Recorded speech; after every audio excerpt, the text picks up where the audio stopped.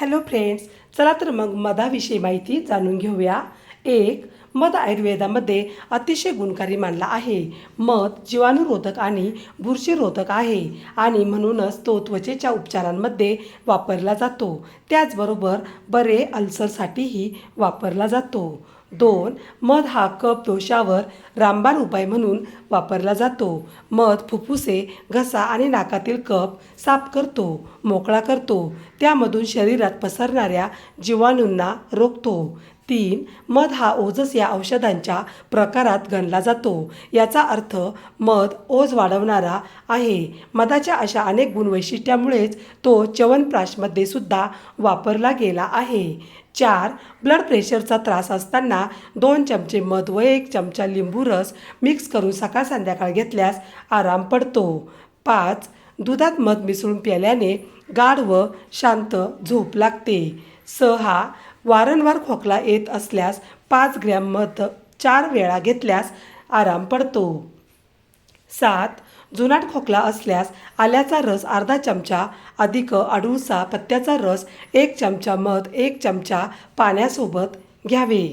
8. निद्रानाचा त्रास असल्यास झोपण्यापूर्वी 1 चमचा मध पाण्यासोबत घ्यावे. 9.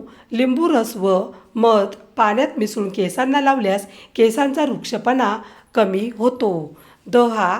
त्वचेचा उजळपणा वाढवण्यासाठी दूध, मलाई, मध आणि लिंबू रस लावावा. 11. डोळ्यांना दिसत नाही, लांबचे व जवळचे कमी दिसते, डोळ्यातून पाणी येते, पाणी गळू लागते, खुपऱ्या होतात, दृष्टीस अंधुकपणा असतो, अशा वेळी डोळ्यात नुसता मध घालावा.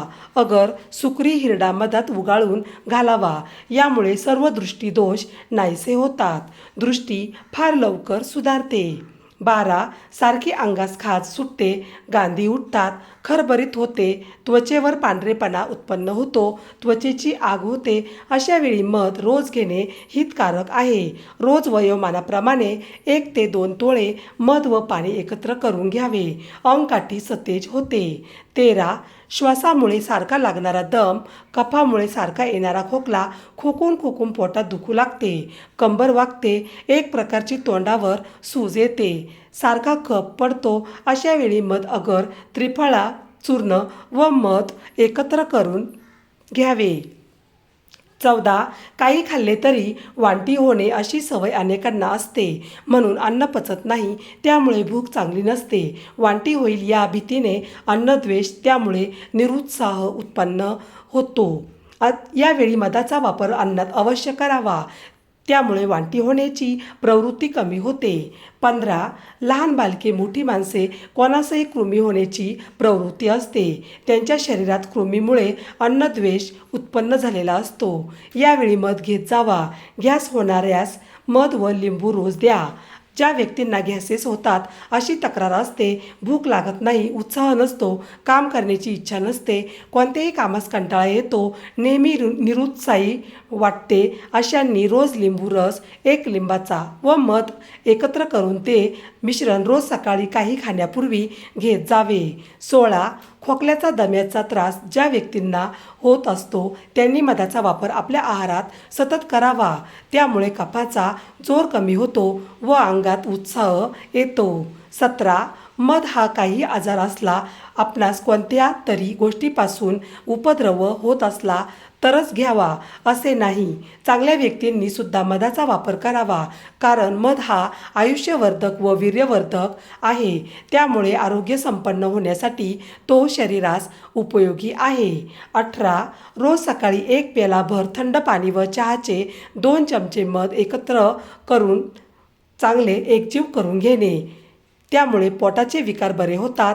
डोकेदुखी, हातापायास ठणका, संधिवात यावर मध चांगले औषध आहे. भूक पण चांगली लागते. लहान मुलास 1 चमचा मध देणे. 19.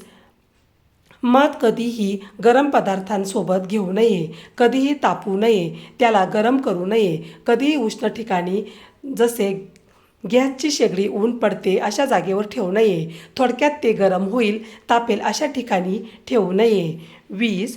मध पावसाच्या पाण्यासोबत घेऊ नये. 21. मध गरमागरम मसालेदार पदार्थांसोबत वाढू नये, वापरू नये. 22. मध तुपासोबत घेऊ नये. समप्रमाणात मध आणि तूप हे विषासारखे मानले जाते. 23. मध, दारू, रम, ब्रांडी, विस्की यासोबत घेऊ नये, वापरू नये. 24. मध मोहरी सोबत किंवा मोहरी वापरलेल्या पदार्थासोबत घेऊ नये, वापरू नये.